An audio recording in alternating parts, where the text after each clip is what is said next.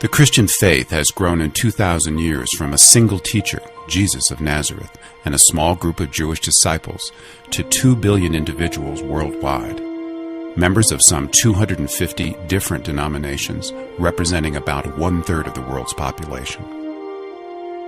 Throughout its history, the Christian religion has played a major role in shaping the spiritual, social, political, and economic lives of Western civilization. Although Christianity has a rich collection of sacred documents, including the Christian Bible, from its earliest inception, the lack of any actual records created while Jesus was alive has stimulated an ongoing debate among Christians about what Jesus actually taught. That debate continues. As a result, we are left to inquire about the meaning of his message and his life on earth from many different perspectives that have been offered over the centuries. This freedom to interpret his birth, life, death, and resurrection seem to have been both a boon to Christianity's popularity and the source of its greatest challenges to remain relevant in our modern world. In some ways, the notion of the future of Christianity is unexplored territory, in that we seem to talk more about the past concerning the teachings of Jesus and not their potential to transform 21st century society. Particularly as the traditional church struggles to keep its members from leaving. Many of those who seek to remain within the faith seem unclear about their options to evolve or revitalize how they practice their Christianity in our time.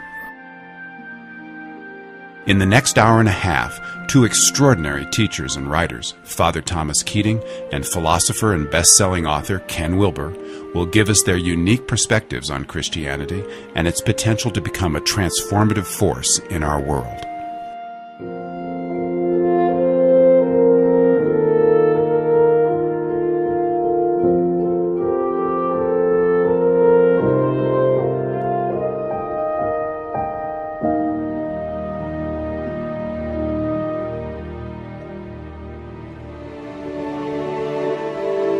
Think for a moment about your own Christian beliefs. Who is Jesus to you?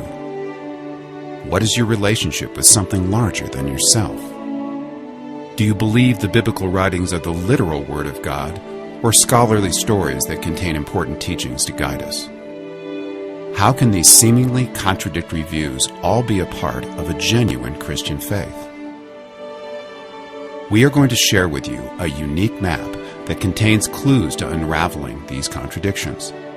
It will help you explore the depth and breadth of your own Christianity and how it could transform your place in the kingdom of heaven that Jesus talked to us so much about. Join us as we make the extraordinary discovery that there seems to be not one Jesus, but many, and all are fundamentally correct, depending on how you choose to see him. How will you answer the question that Jesus asked in Matthew 16? Who do you say that I am? And what does your answer mean to the future of your Christianity? Father Tomas Kitting is a Trappist monk and a major force in the revitalization of the Christian contemplative movement. He is the founder of Contemplative Outreach and the author of many important Christian contemplative books, including Open Mind, Open Heart and Intimacy with God. Never heard of him or the Contemplative Path? If you haven't, you're in for a real treat. This extraordinary teacher has a message of hope for all of us who are seeking to evolve our Christian faith. I began studying the history and then the theology on my own. I was now at Yale University as a fresh freshman.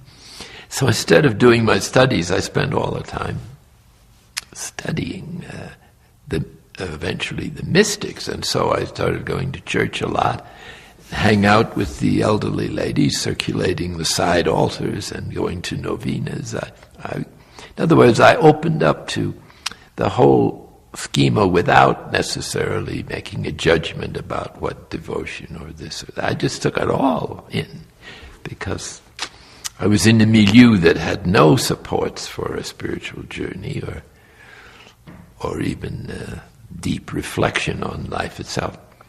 So that took me through a cycle of about 2 years, and I discovered during that time a book by St. Thomas Aquinas, which was not his theology, but a collage of the sayings of the great fathers of the Church on the four Gospels, line by line. So on every section of the four Gospels, you got 7 or 8 enthralling. And a teaching that was obvious to me, I didn't have the word for it at the time, was a wisdom teaching coming from the heart or from experience, and from the experience of the living Christ. And so that's what I knew was what I wanted to do with my life. Father Keating was eventually called to use his gifts, but not in the way that he initially thought. The best use I could make of my talents was to sacrifice them and enter an order where they probably would not be used, or they'd be used very modestly. Maybe I might become the guest master or something. Never entered my mind I might become the abbot, which actually happened sometime later, of that place. Nor did I have the remotest idea of contributing to the renewal of the Christian contemplative tradition. I was aware that it had been lost or had been put on the back burner, and that people in church or in Catholic schools, and I think it was also the same in any Christian school, didn't have the intuition into the fact that the Christian religion is about transformation into Christ. Nothing else. It's about entering into the experience that Christ had of the Father, of the ultimate reality, as Abba, which literally means in the Aramaic something like daddy. So this is a revolutionary change in this transcendent concept of God that tends to overshadow the fact that God is equally and infinitely immanent. That is more present to us, as Augustine says, I believe, than we are to ourselves. Ken Uilber is a best-selling author and philosopher. He is the founder of Integral Institute and Integral Spiritual Center, and a major contributor to Integral Life. Many consider his book, Integral Spirituality, a startling new role for religion in the modern and postmodern world, to be the most important spiritual book in modern times. Roger Walsh, author of Essential Spirituality, calls Ken one of the greatest philosophers of this century. On his first day of college, Ken had a realization that would characterize the rest of his advanced graduate studies. I went to Duke University in the medical program, and as soon as I got there, realized that, literally the very first day I was in Duke, and sat down in the bed and undid one shoe, and by the time the proverbial second shoe hit the floor, I knew I wanted nothing to do with it. I'd come out of high school, I was valedictorian, I was, golden boy, and my parents were shocked when I got to Duke and literally dropped out. And this is late 1960s, so it was something that the boomers were sort of doing. The reason I did is I was getting nothing new that I hadn't gotten in a really fine high school education. And so it was focused on science, and to simply do more science struck me as exactly what I didn't want to do. Now, it wasn't that I was anti-science. It's just that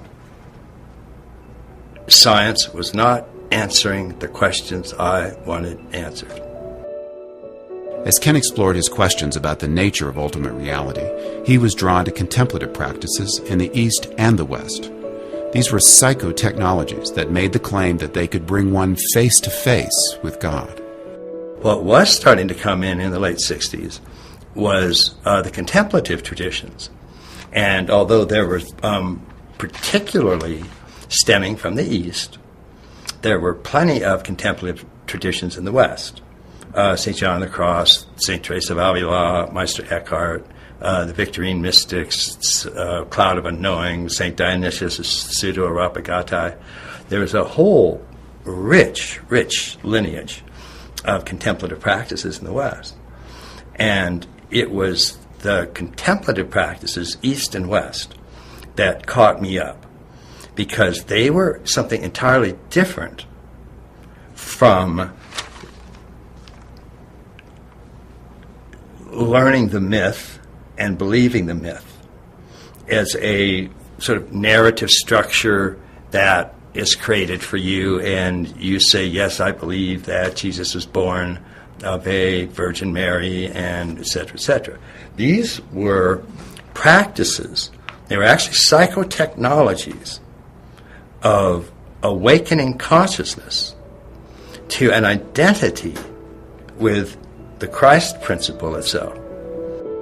These two unlikely collaborators have been friends and colleagues for years, exchanging views on spirituality and Christianity at Integral Spiritual Center events. They will act as our guides as we take this initial journey into the future of Christianity.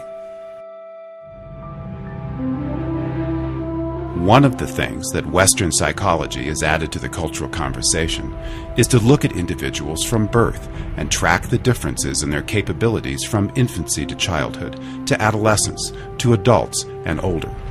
We all recognize that we evolve through a variety of stages on the road of life. We come into the world as infants, grow into childhood, advance into adolescence, mature into adults, and eventually become elders. At each of these phases of life, we have different mental, physical, and emotional capabilities. What's interesting about stages of development is that it's not just that we experience them as individuals, but our cultures do as well. For the sake of this exploration, we will focus on 5 stages of development as they apply to Christianity. Here are some basic differences between these 5 stages. Humans at the magic stage are impulsive in nature. They strive to take care of individual safety and to gratify their basic needs. They believe the things that happen in their world oftentimes are magical. They have an egocentric worldview. Humans at the mythic stage extend their circle of care and concern to include other individuals in their tribe, group, or nation. As such, they have a very ethnocentric worldview, which defines their group along us versus them boundaries. They value stability, purposefulness, and group-accepted beliefs and behaviors. As we will see later, this us versus them mentality can lead to conflict. Humans at the rational stage relate not just to the group they belong to, but begin to value all other humans regardless of their group distinctions. This is the start of a world-centric view, and along with it comes a valuing of autonomy, success, and the power of science.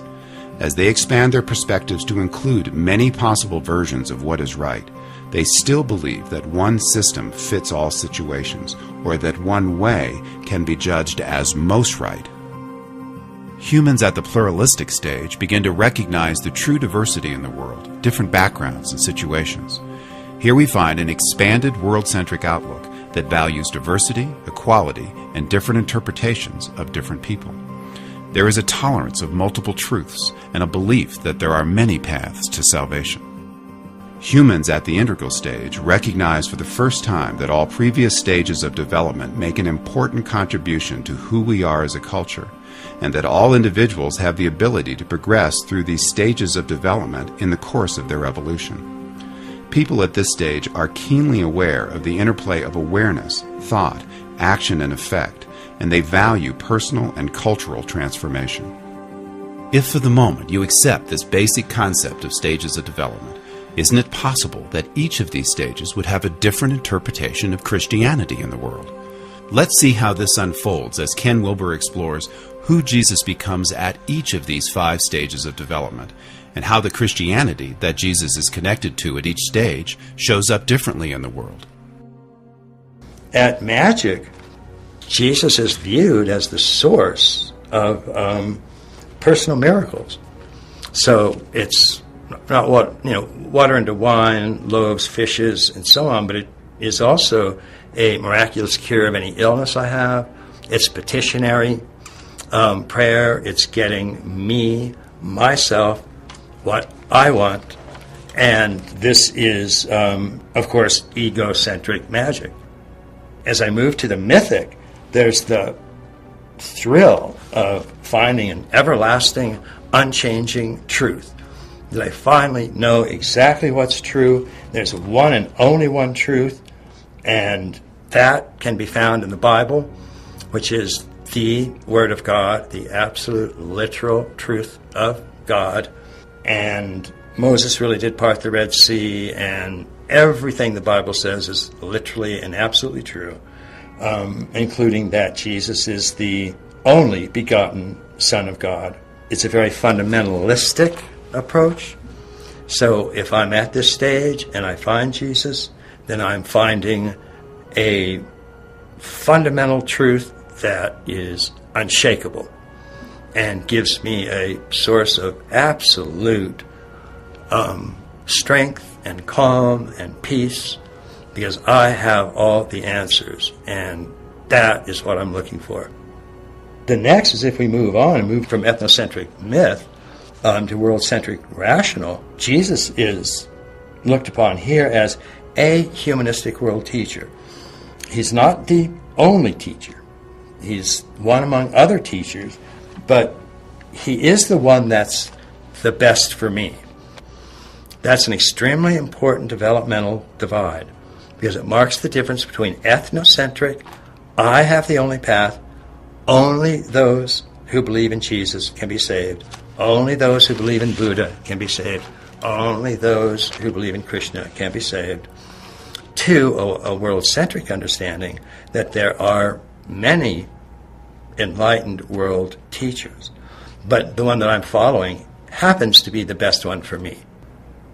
The pluralistic stage is Jesus is again understood as one among many enlightened teachers, and all of these teachers are teaching essentially postmodern pluralistic truths, and all of those basically rest on trying not to marginalize anybody.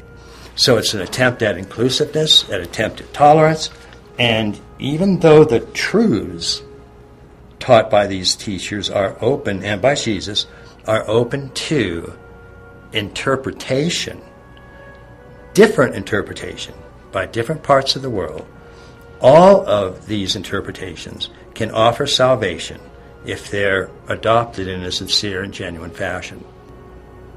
And then finally, integral is Christ is spirit in first person of every being alive.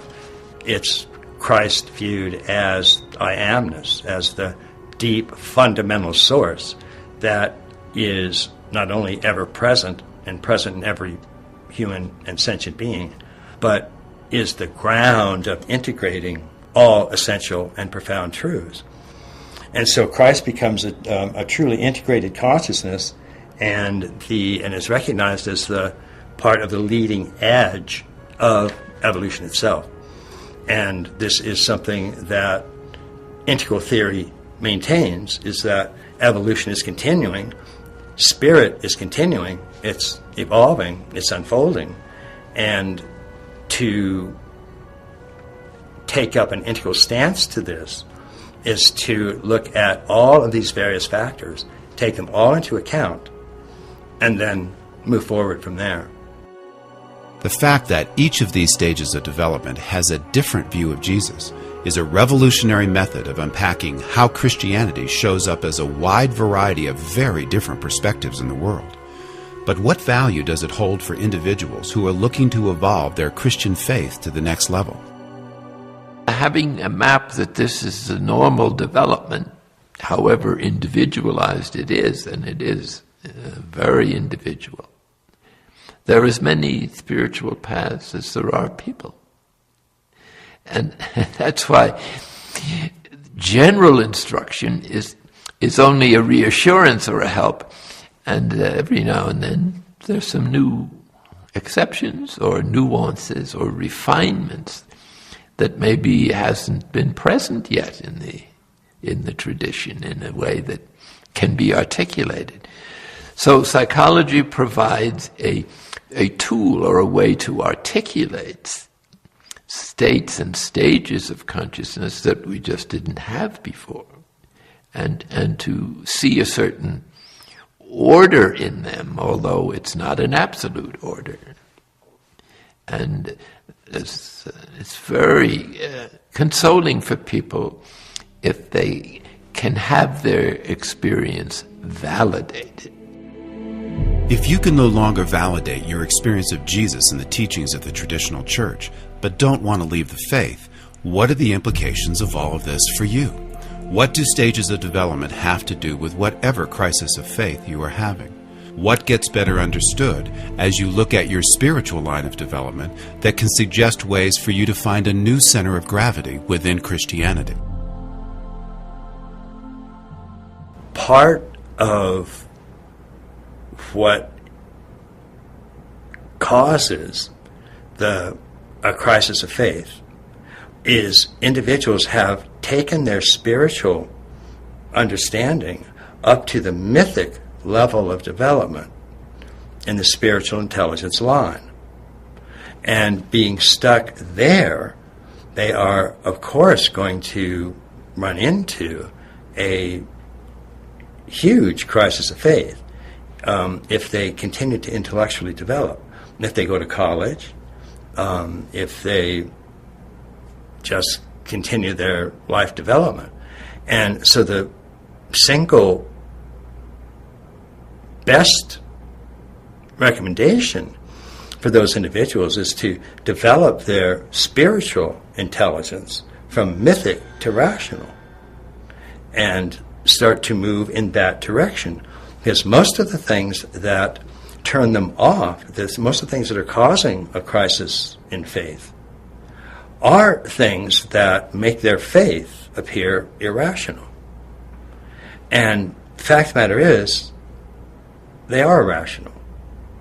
So by moving to rational and learning to recast the Christian faith in that, of which there are many different approaches out there to doing this, that's the single best recommendation I can give to somebody who is having a crisis of faith, is it's really not a crisis of your belief in the Christ principle, which you're probably still believing it because you can probably still feel it. There's this fundamental core understanding that there's a profound center of awareness in you, a center of I amness that you can't shake, and that is the very source of your being, and is indeed Christ in you, Christ in all sentient beings. And so that's something that you're still believing in, but you're forced to take that and put it into these mythic, literal structures. That doesn't help. That doesn't help you get along in a rational world. That doesn't help you get along at college. It doesn't help you get along really in any area where these types of understandings are required. But what do I do with the Christian traditions that I don't want to let go of as I evolve my faith? How can I rise above what I now see as their limitations, but still maintain a relationship with Jesus? And what about other religions? What role can they play in me revitalizing my Christian faith? What we need not to do is to reject what we have had, because it may have had more effect on our state of mind or our balance than we know. But that it has limitations means that we have to find ways of activating those possibilities in the context of our faith, or if necessary, add to them in somewhere else where the experience might be better articulated. So this is why a friendly, collaborative, and cooperative relationship with other religions is essential in our day, because the communication is growing, and hence it's possible, if you take the time to learn their language in terms where one can be enriched in one's own faith, as I certainly have been, by the knowledge and admiration of the wisdom that God has given in other times and places. Even though I may see the value of evolving my practice of Christianity to the rational level or higher, there is still the question of how I'm supposed to hold the teachings of Jesus in our time. These teachings originated over 2,000 years ago in a culture that was at a very different level of development than we are. In addressing this question of how Jesus fits in the modern world, it is important to remember that even though human culture has developed a great deal since the biblical period, we still create stories that make sense of the world as we currently view it. And these days, our stories can be influenced by any number of different sources if we broadened our inquiry to include the latest from modern fields of study, including archaeology, molecular science, quantum physics, as well as new developments in spiritual evolution. When it comes to believing the origin of this universe, you have basically two choices.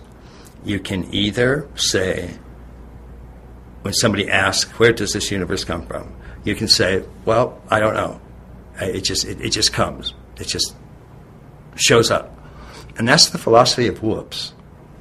And so it's just, whoops, here it comes. And that is supposed to be some form of profound response. It is, as far as I can tell, profound ignorance. It's just throwing your hands up and saying, beats me. And I'm not anti-science. As I said, all of my degrees up to this point were scientific. So I was very, very predisposed to science. But science wasn't answering these fundamental questions, or not even answering. It wasn't giving you indications of how to look for these answers. Even if you believe that science or religion has all the answers, can it really help you know that there is a God or not?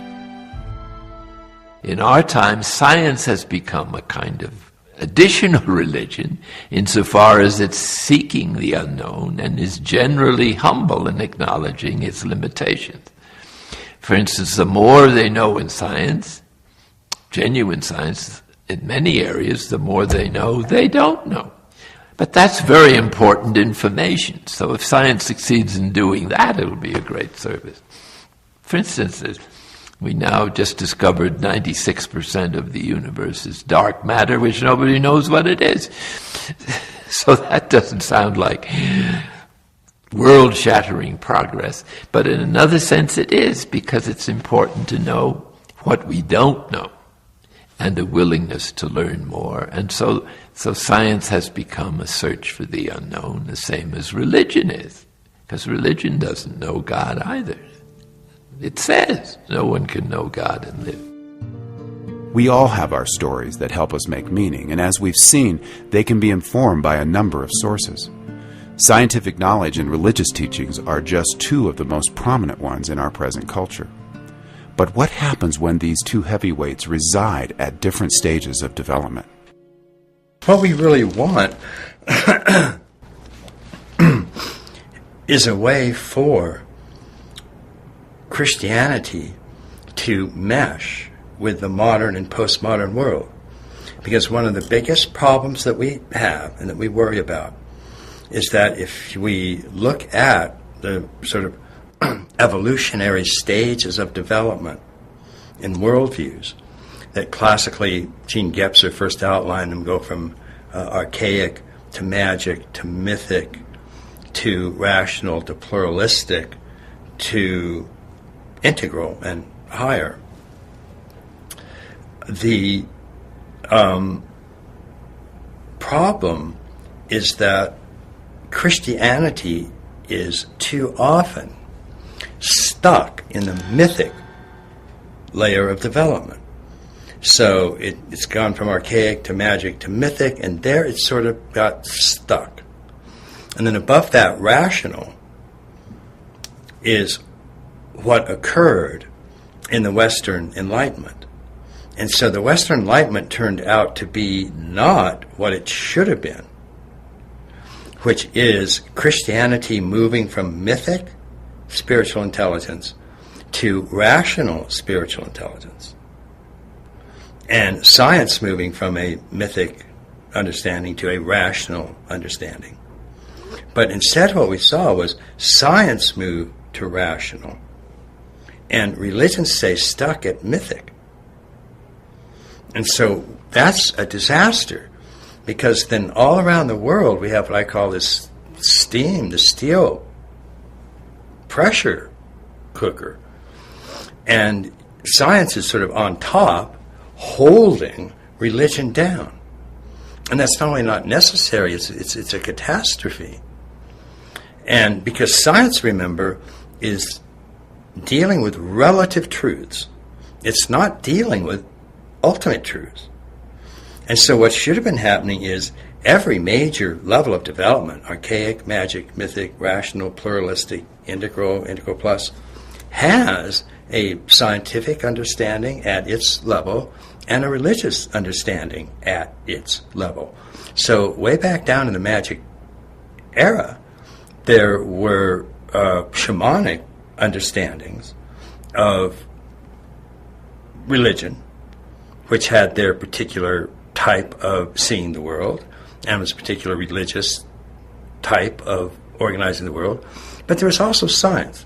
Any type of technological understanding that the tribes had was their version of science at that time. And the science was relatively crude, but so was the religion. So as we see both of these evolve, what we want to see is that the religious spiritual intelligence can move not just up to myth, but into rational and into pluralistic, into integral, because that opens up an understanding for spiritual orientation that doesn't just stick it, freeze it at a mythic level in its own line. That'd be just as bad as having science get stuck in a mythic level of its own line. The cultural friction will continue to exist between science and religion until they evolve to the same level of development. But is there another conceptual issue for Christianity that contributes to the traditional church being stuck at mythic? Is it something that must be understood before you can bring your Christianity into the modern world? Did something happen in the church that needs to be healed in you?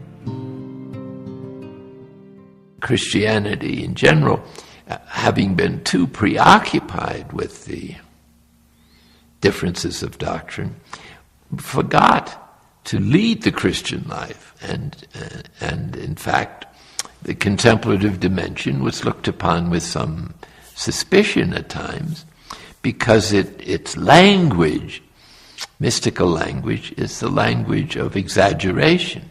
It's the language of the bedroom, you might say, where spouses may say to each other, "I adore you," and so on. It doesn't mean they're substituting their spouse for God, but they're trying to find words that are strong enough to express the intensity of their love or passion at the time. So theology has to understand that and allow mystical language as a form of poetry to express a mystery that theology is trying to express on its level. But lacking the experience of it, it sounds a little dry and legalistic at times. 20% of the American public considers themselves to be spiritual but not religious. What is the difference between these two forces? And how could understanding their role in religious life contribute to bringing these two vital elements of faith together again? Clearly, the simple phrase spiritual and religious has pointed to at least a few differences. One is direct, live, vital, experiential revelations. That is done through singing, dancing. There's a whole series of practices that have developed around this, evangelical and Pentecostal, and they're fairly effective And then there is the old time church, where you just sort of sit, listen to. It's very depressing. I mean, most people just don't like church. It just doesn't have much meaning to them. Whereas this other spiritual rocking and rolling, that's a kick, and people sort of get off on that. And I think that is eventually going to hook up with the contemplative traditions in the West and contemplative traditions in the East. If spirituality and religion are actually two complementary parts of our religious faith, why is it important for us to resolve their differences? It's like with a divorce. Spirituality and religion are really married, and theology and without spirituality is pretty deficient. And spirituality without some conceptual background is also not fully human. So what we need to do is something that was understood at an earlier period, at least by a significant number of people, in the fathers of the church, as we call them in the Roman Catholic tradition. And to them, they couldn't imagine a separation. In other words, perhaps you've heard the term St. John the Divine. The divine is another word for theologian.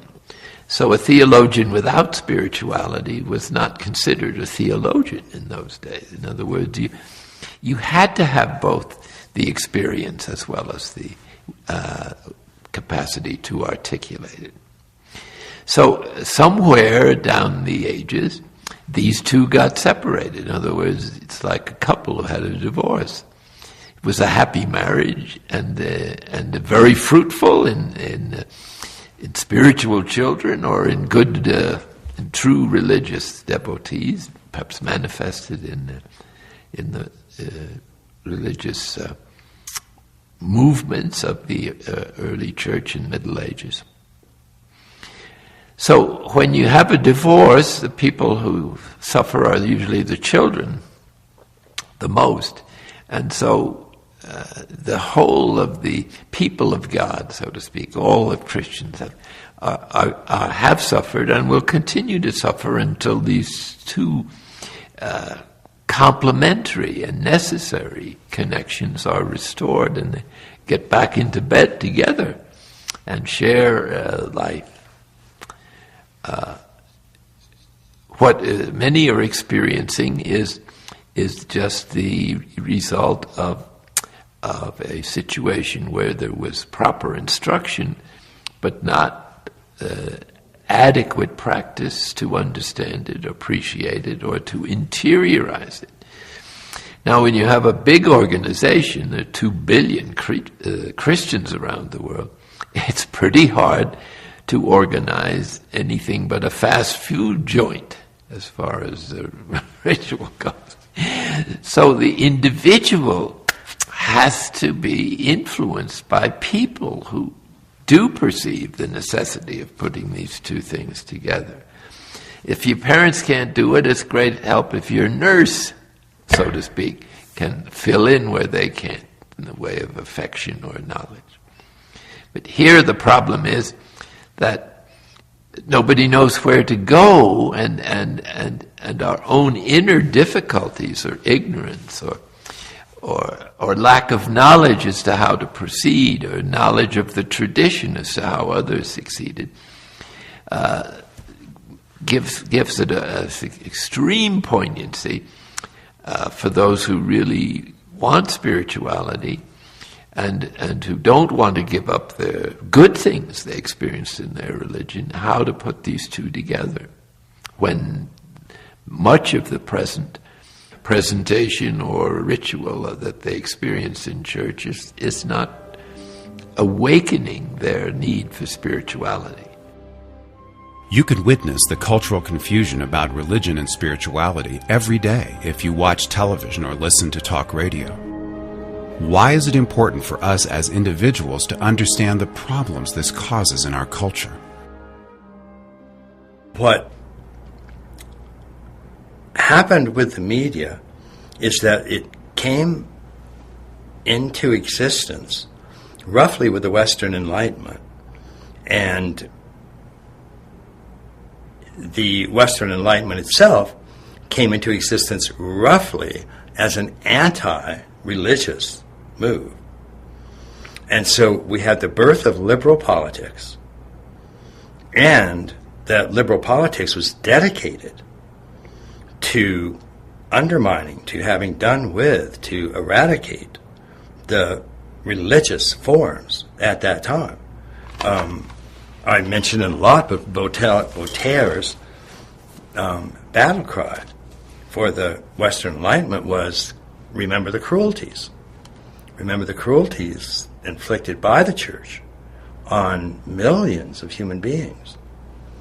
And so this was a profound beginning of, instead of having science and religion grow together,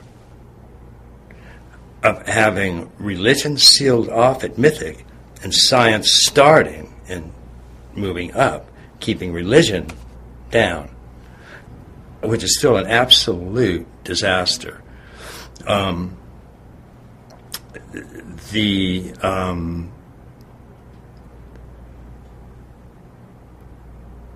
battle between these two has continued to today, which is where the liberal media, and you know, bless its heart, I mean, it's the conservative media doesn't do any better, in some ways does worse. I'm not picking on that.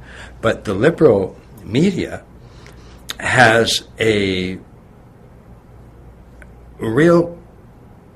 deep misunderstanding about what religion or spirituality is. And the liberal itself coming into existence as an anti-religious force, basically, has been left in that position ever since. It really doesn't know what to do with religion, or spirituality, for that matter. And so the liberal press just has a few categories for anything religious or spiritual.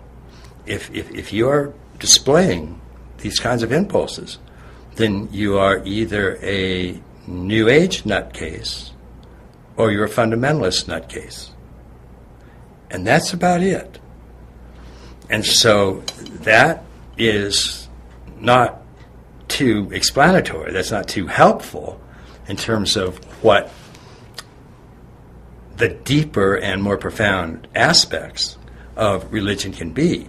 And so it turns out then that the liberal media likes a religious movement if it likes the leader of that movement. And the leader looks safe and benign and careful. So the press loves the Dalai Lama, which, well, they should. But, I mean, he drinks Coca-Cola and he laughs and he smiles and he's got a good heart.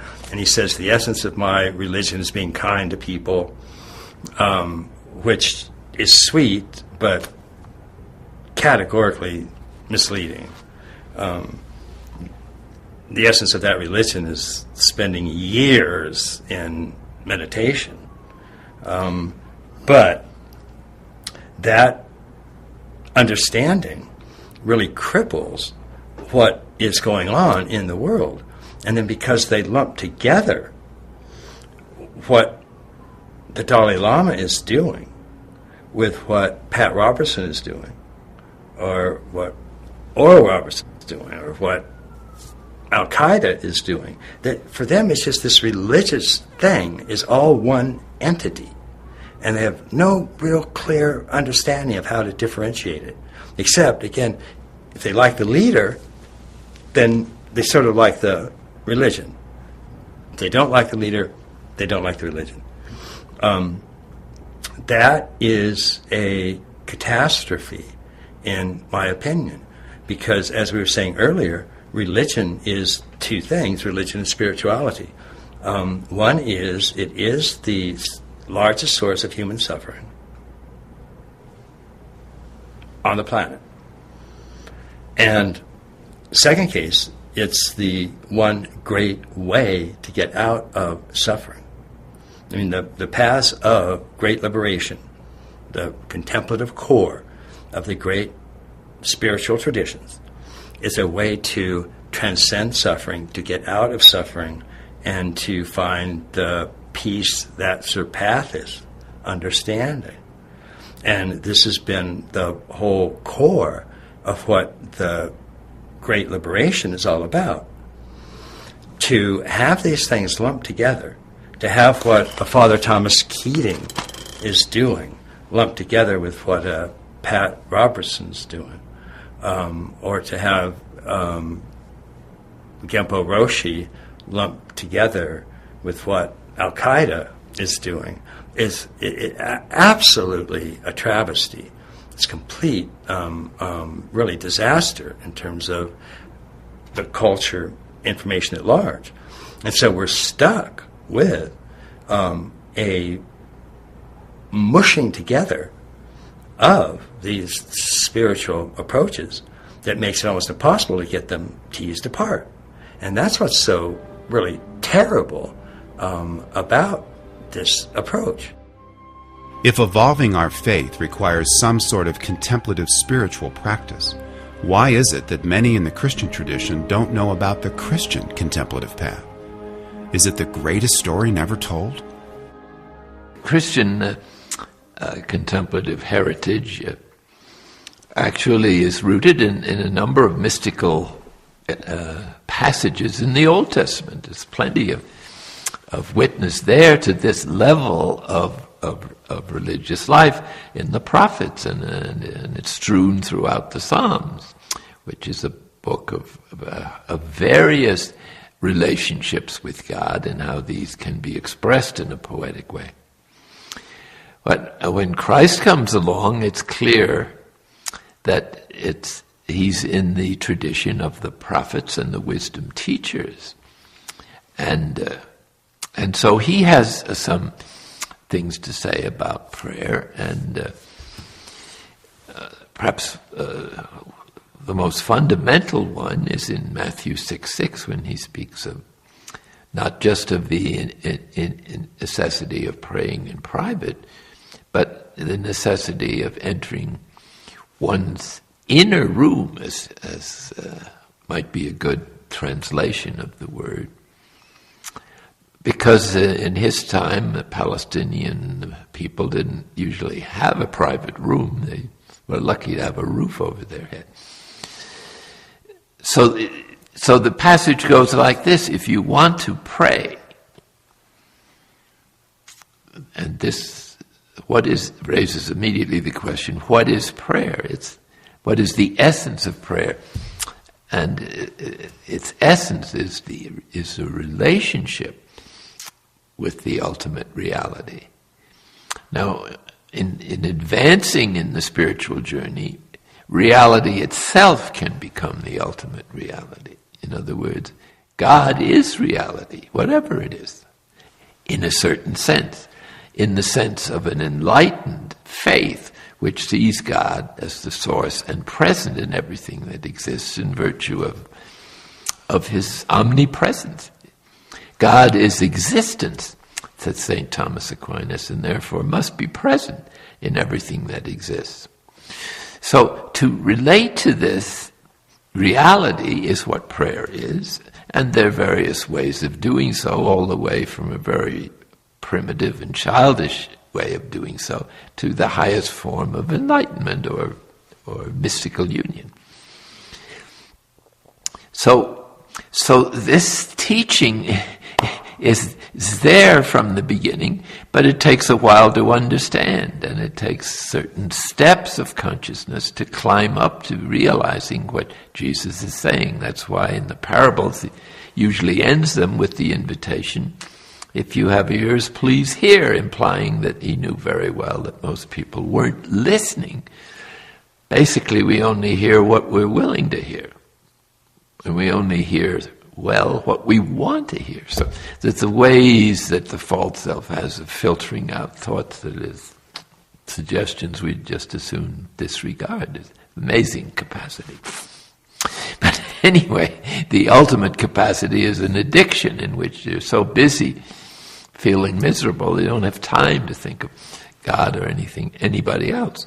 But in any case, the saying that Jesus offers, if you want to pray, implying if you want to enter into these deeper levels of relationship with the Father, His Word for the ultimate reality, then enter your inner room, which is an invitation to withdraw, at least temporarily, from the external world and open to the spiritual level of one's being.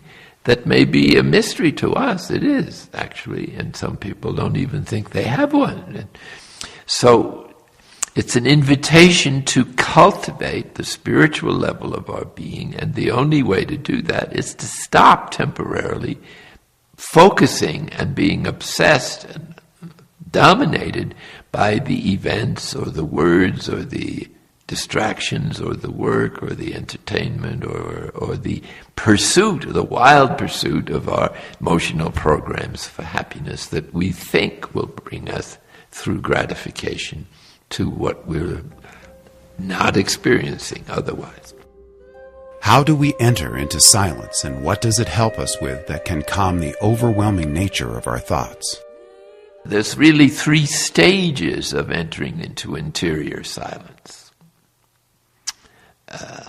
And silence is so important for us because it's one of the great ways of undermining our over-dependence on our own thoughts and feelings, or over-identifying with them, so that we're dominated by them rather than by the spiritual values that are lying dormant, waiting to be awakened through practice in our ontological unconscious, meaning they're really there. And we just think they aren't. Stop thinking for a few minutes, deliberately at least, and these values begin to appear spontaneously in the form of peace, inner freedom, even rest, in a spiritual sense. And that, if it's strong enough, affects the body, which rests too, and then the defense mechanisms around the things we've repressed into the unconscious and the emotional wounds of a lifetime begin to trickle into consciousness too. So silence and God are virtually the same thing as far as practice goes. So that just to sit down and shut up is sometimes all somebody needs to begin to contact this deeper reality, which is our source, and which the Christian religion proclaims is not just a source of energy, source of our being, but loves us with a personal and caring and motherly kind of concern that is permanent, 24 hours a day. So why don't we experience this, or feel it, or even occasionally? Well, some people do feel it occasionally. But it's deeper than an occasional experience. It involves a permanent awakening, stage by stage, to a reality that dwells within us, but which cannot be put into a particular experience or concept. It's too big. It won't go into any box. It's liberating, and it's always present. And some people experience it more than others. But the obstacle to experience it is precisely the preoccupation with the superficial level of our consciousness, which is everyday psychological consciousness consisting of judgments, evaluations of people entering and leaving our lives, and the razzmatazz of having to deal with emotional programs that are constantly being frustrated by daily life or reality. These states of silence or consciousness have been documented for thousands of years by all the major religious traditions. But would it surprise you to learn that we all experience these states every 24 hours? According to virtually all of the main contemplative traditions, there are these 4 or 5 major states of consciousness. And one is the waking state, and one is the dreaming state, and one is the deep, formless sleep state, and one is the non-dual flow state. Now, to say that one of these states is, for example, subtle dreaming, illumination state, doesn't mean that you experience that just during the dream. You can experience during the day, and you can experience a subtle state during moments of illumination or creativity or any sort of powerful visionary interior state that can happen whether you're waking or sleep. But it happens quite frequently and naturally in the sleep state. As a matter of fact, all 4 of these states are something that are available to individuals every 24 hours. We go from waking into dreaming, into deep sleep, and then back. And what the great paths of liberation are maintaining is that if you could do this with a little bit of awareness, you would literally actually meet God face to face. Because that is where spirit is hanging out in everybody. Another common assumption that is being challenged lately is that the awareness of these states of consciousness exists only at the top of the developmental ladder. However, the latest and integral research has revealed a connection between the stages of development and these states of consciousness that suggest a different perspective.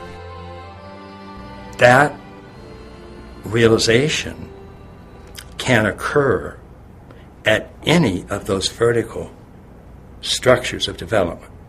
And that's, again, one of the really important things that we found out. That realization of going through gross, subtle, causal, and non-dual consciousness can occur at the mythic level. It can occur at the rational level. It can occur at the pluralistic level. It can occur at the integral level. And so that's been a very important understanding for us, because it does show that these, again, are 2 different progressions. And you will tend to interpret the state experiences according to the structures that you're at. So if you're at the mythic, if your fundamental center of gravity, your fundamental mental apparatus is at the mythic stage, then you'll interpret the gross, subtle, causal, and non-dual experiences of meditation fundamentally from that mythic stage. Because your mind can only work with what it has. And if that's what it has, that's how it will interpret it. And this has given us an enormous help in understanding, because so many people will go through the meditative states, but they're at different altitudes. And they'll clash, they'll get very different readings from each other. And they'll interpret the ultimate unification state, or what Tibetan Buddhism would call the Mahā'ati state, great perfection state, or the supreme identity. They'll interpret it differently.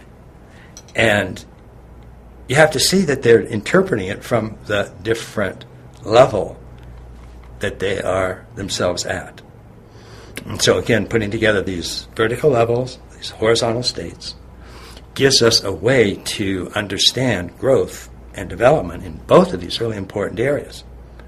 And what we are looking for in integral spirituality, and particularly in integral Christianity, right now, is a way to fundamentally outline how each of these positions looks.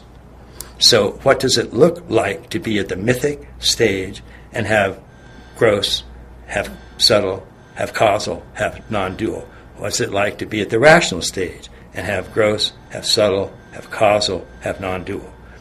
So we're getting a whole grid of what it is like to be at different levels and different states. And the ultimate goal, of course, is to be at the highest vertical level, namely to be at integral or integral plus, and at the widest, deepest state.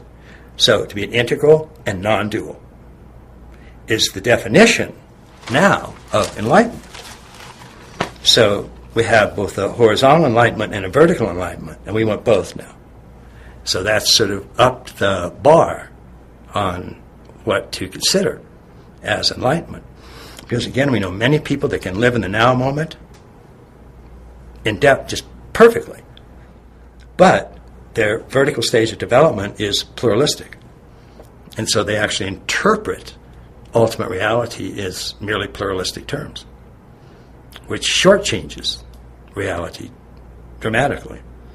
And then others are all the way at integral plus, but their state can just be subtle. They're not at causal or non-dual. So we have a matrix where we can give a person's, there are two centers of gravity. We can give the vertical center of gravity. They're at archaic, they're at magic, they're at mythic, they're rational, they're pluralistic. And then comma, whatever the state is. And this gives us a way to much more accurately map and gauge where individuals are, not as a way of pigeonholing them or boxing them in or ranking them or anything like that, but so individuals themselves can determine if they want to go ahead and practice more. And they can say, well, you know, I'm doing really good. I've got an integral understanding, but my meditative understanding is only subtle. I want to really take up meditation and get to causal and non-dual. And so it's a way, it's a diagnostic tool for individuals to help them determine where they are and how much more practice they want or need to do. We all make meaning by creating stories, and perhaps we seek a contemplative path in Christianity. But does this work suggest practices that can help us develop a new center of gravity in our Christian faith? And if so, how do I relate to the ancient teachings of Jesus in this modern world?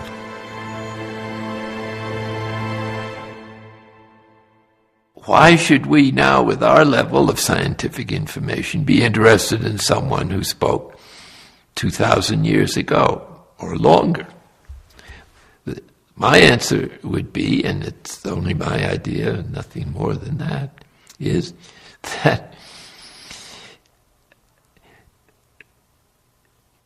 you'll never find a time when you can exhaust the wisdom of the divine itself. And so the reason to listen to Christ is to use his articulation of the mystery in his time as the basis for trying to understand the experience of divine union in our time. Using then the cultural developments, if there have been any, and I suppose there have been some, not enough, I would say, to appreciate with our extra resources the teaching more than ever before, and this is not a bad, not an insignificant idea, because I don't think the teaching on oneness, forgiveness of enemies, unconditional love, the service of others, the gift of oneself, I don't think that Christians have ever heard this at a sufficiently deep level. The message is still the same because it's reality that is being communicated by a wisdom teacher, and especially one that is wisdom itself, at least in the view of its practitioners. So we cannot exhaust the wisdom of Christ. So whatever knowledge we bring to it happens to be our particular cultural development at this stage in human history, which is the same experience, different articulation. We will always experience the teachings of Jesus through the lens of our culture. But is there a value in looking at Jesus and the ultimate reality that he points to through other cultures and traditions? The Christian tradition is largely combined comes out of Hebrew and Greek culture, and the terms, the theology, the philosophy are highly influenced by them. But these are not the only ways it could be expressed.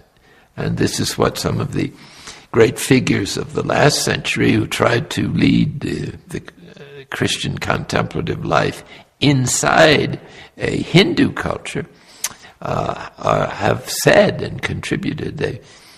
And it would be very enriching to understand the mystery of Christ, to do it from a number of different religions like that, which has still waiting to be done, although it's beginning. So this is one of the aspects of the development of ideas or of religions, that as time goes on, and especially if they interact among themselves, everybody sees that the ultimate experience is illuminated by approaching it from different cultural aspects. So you can't communicate the thing itself, because the ultimate experience of God is no experience. Because there's no way to have an experience without it being enculturated, and God is not in any one culture. So to have many different views of the same ultimate reality is enriching for all of them if they perceive where they're in unity and where they are legitimately diverse. They're legitimately diverse in the way they express the experience. They're unified in the ultimate experience, and that's what's crucial. Is there something else going on here that I must look at differently? If spirit is truly unfolding and moving forward and not static, how do I relate to this? Does true evolution actually include spirit? A large part of it has to do with when we reformulate what Christianity is, what it means, and what it does, what its function is. And in part, what we are seeing is that the Christian unfolding is an evolutionary unfolding of spirit itself. And so that is something that's been true all the way back to shamans. But because we are in an era of evolution and we have an understanding of evolution, then we sort of look more closely at that and take this understanding going all the way back. And what we see going all the way back is a leading edge of evolution. And this leading edge is something that profoundly sets up the nature of religion itself, an understanding of the nature of Christ itself, nature of the understanding of Jesus itself. And these are essentially the very, very, very leading, frothy edge of creative evolution as it unfolds. It's spirit moving forward and unfolding as it goes forward. There's no question but that evolution of some variety has occurred.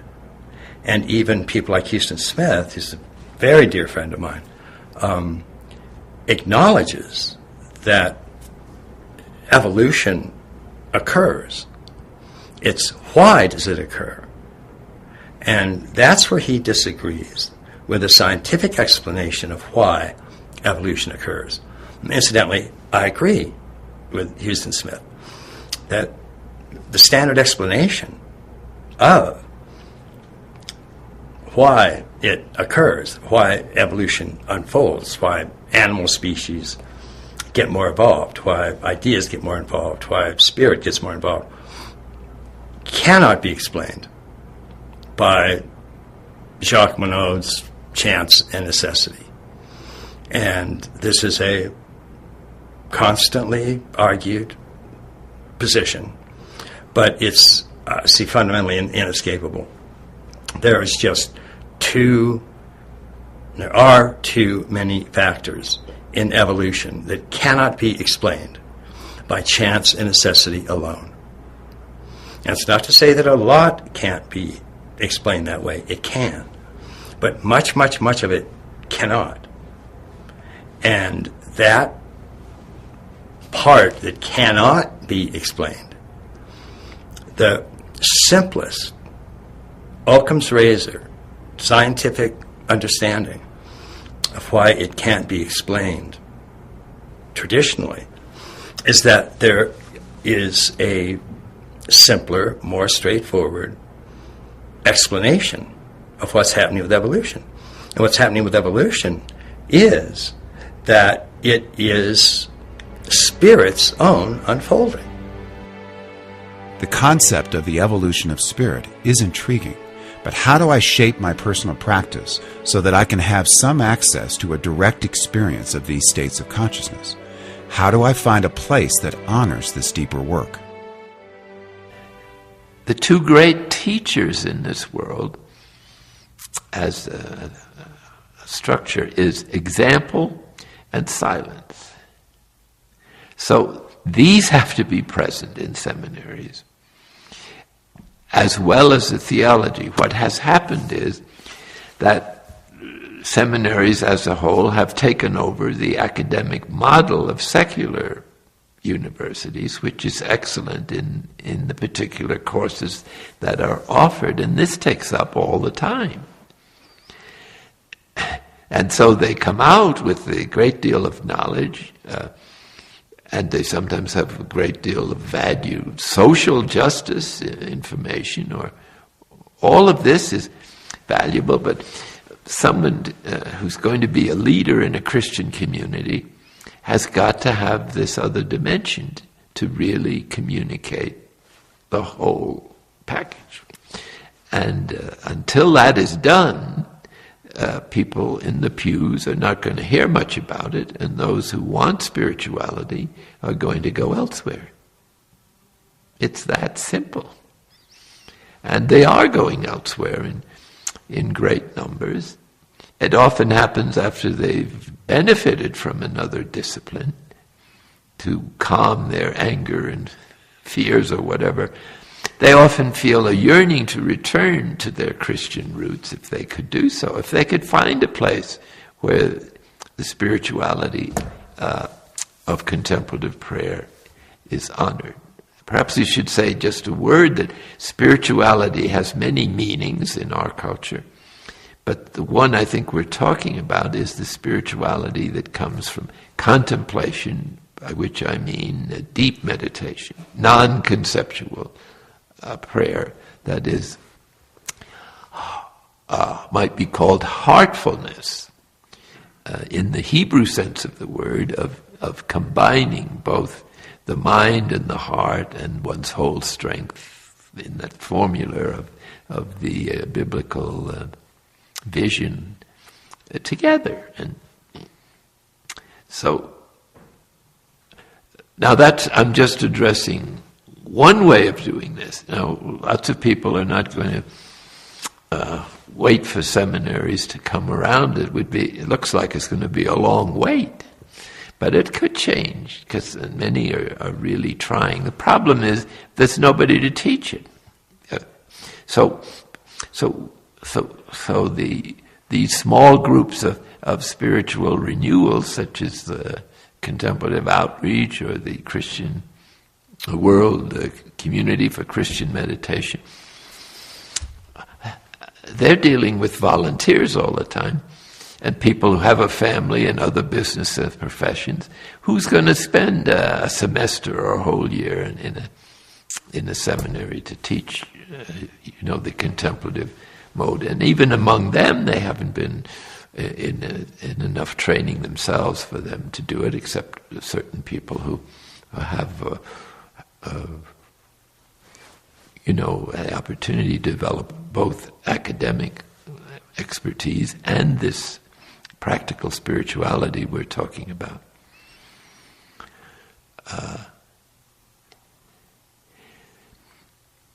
What I think can saves the situation from a certain gloomy-looking future, or at least present, is the fact that the Holy Spirit is present in these movements and is present in us, and that it doesn't take a lot to call forth what is already present in people, whose very interest in spirituality is an indication that the Holy Spirit is working in them. And so these, if we can give these people and persuade them to themselves undertake a regular program of non-conceptual prayer and meditation, and to work on the false self, or the shadow side, as Jung calls it, as our faults or our mixed motivation appears in everyday life, then this divine therapy, so to speak, will heal many of these wounds.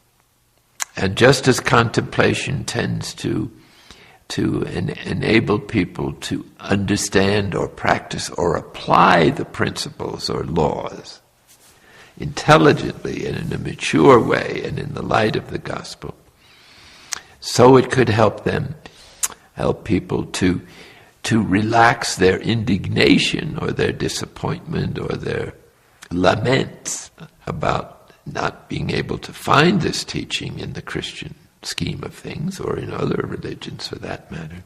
My first recommendation is to read up and take your understanding of the Christ consciousness, the Christ principle, and move it into rational, move it into pluralistic, move it into integral, and take any number of great Christian avant-garde theologians with you, sticking with the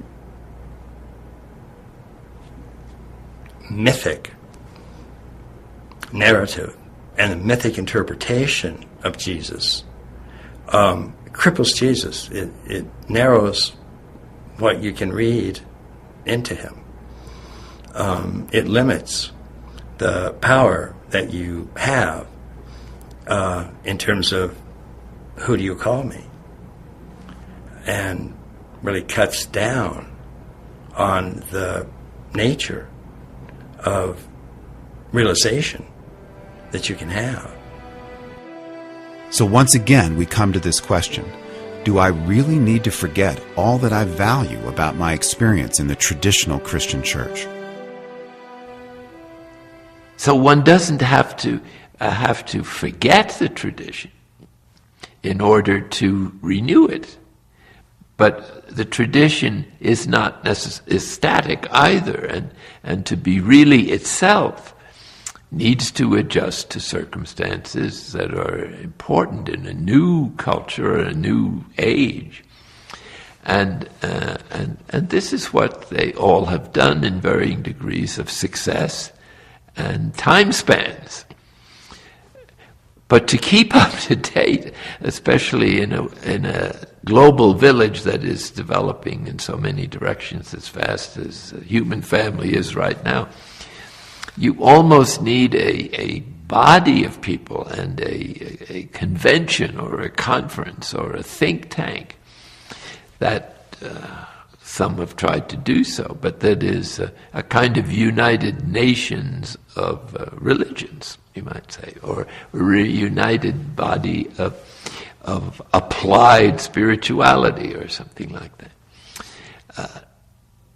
The problem, of course, with that is there's a deep loyalty in each of the traditions that has social implications, that one feels one belongs to a group, and if you dilute it too much with interreligious dialogue, some of the people will feel very uneasy. But that's part of the growing up process, I think, of the human species, that we're not just lambs anymore. or dumb sheep.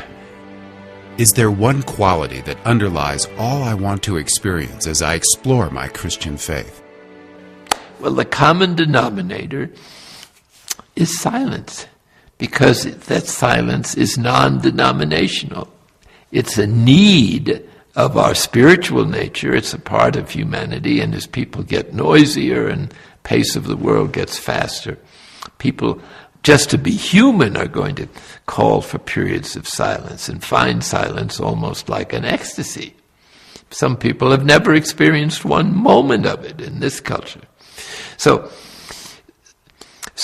the true self emerges little by little in the silence, and it manifests itself in the exercise in daily life and in prayer of the fruits and gifts of the Spirit. But is that the ultimate you? Who not only are you, or who are you, but is there a you at all? And the answer to that is our deepest self is Christ. So that in this sense, the world of God takes over our world. And we begin to think in terms that there is only God ultimately.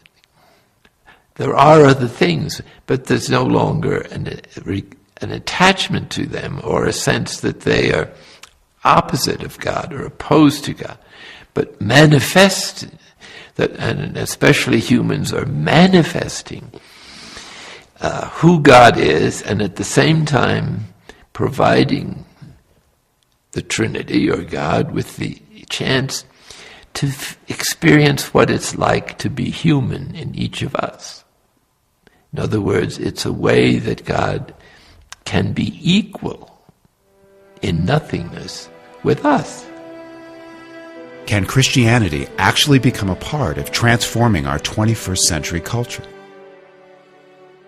World religion, picking people up as they do at magic and mythic stages, is one of the few that can then move them through these stages into higher stages. So it can say, here's, it can give a magic catechism and then do that for until they're ready to move to myth, whenever that might be. And then here's the mythic version of Christianity, and this is the form your belief structure will take now.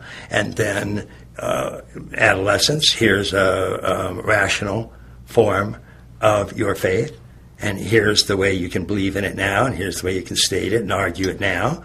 And then into early adulthood, here's a pluralistic form.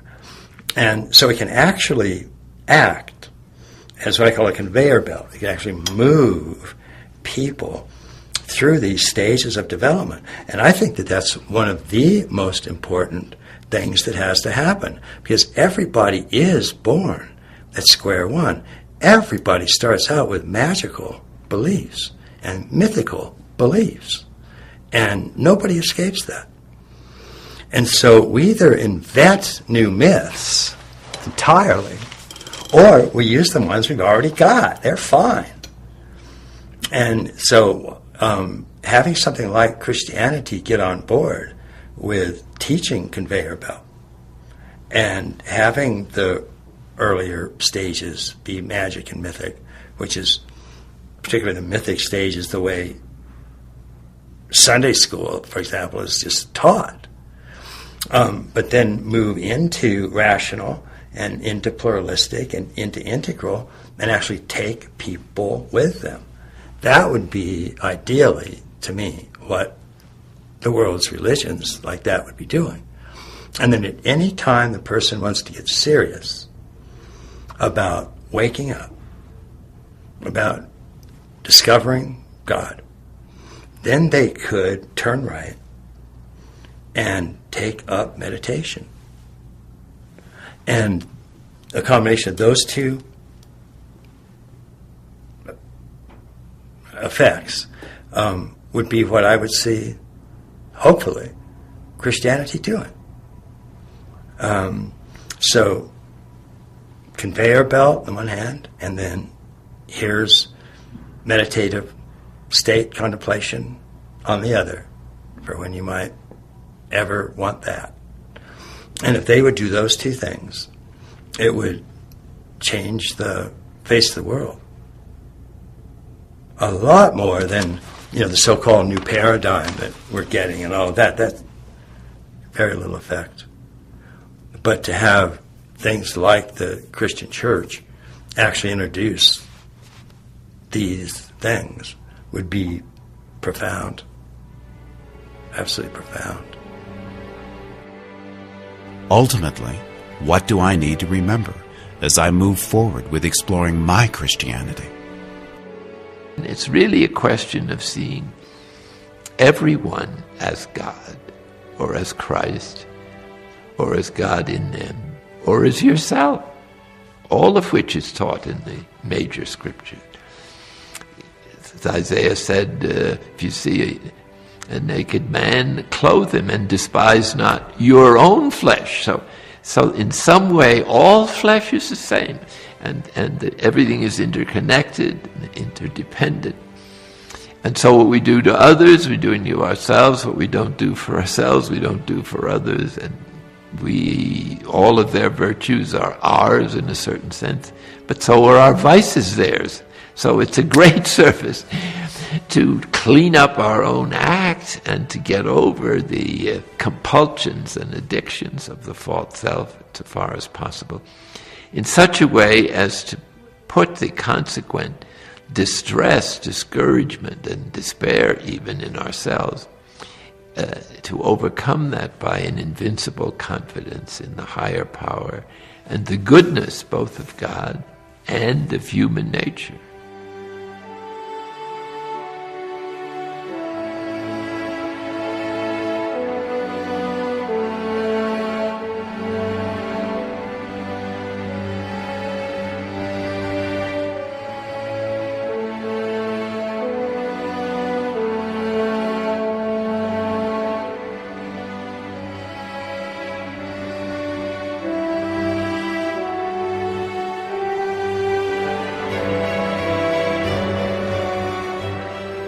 For more Father Thomas Kitting and Ken Uilber, watch the Deeper Inquiries DVD.